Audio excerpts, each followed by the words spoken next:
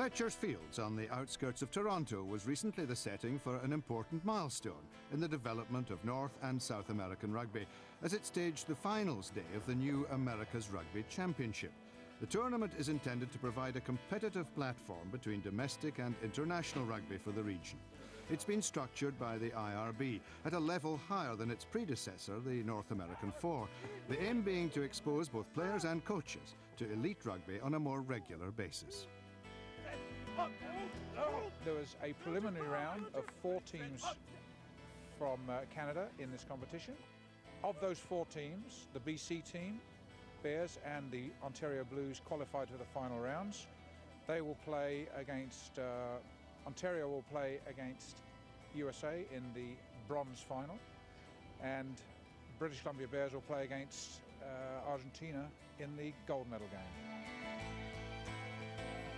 Cheered on by their home crowd, Ontario opened up an early lead in the third-place playoff. The USA Select 15 responded with a try, but the game then swung the way of the Canadians as they established a 14-point advantage with just 15 minutes remaining.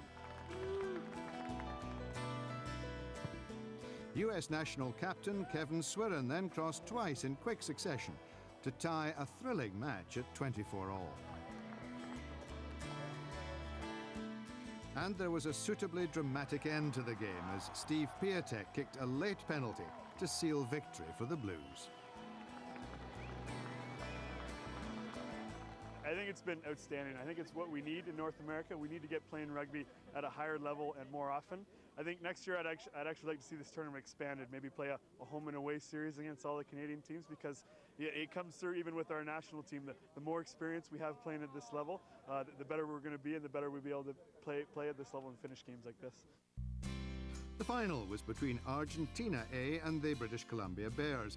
The IRB is funding a new elite structure in Argentina, part of their support for the Pumas' bid to meet the requirements for joining an expanded Tri-Nations in 2012. The Jaguars had impressed throughout the tournament, and an early try gave them the perfect start to the final.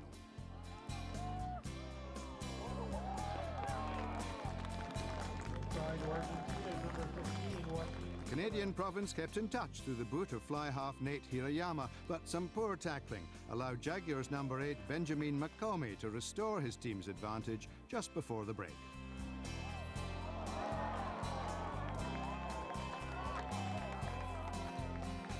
The second half was played almost entirely in the Bears' territory, the South Americans adding 3 tries for a 35-11 victory, prompting some emotional scenes.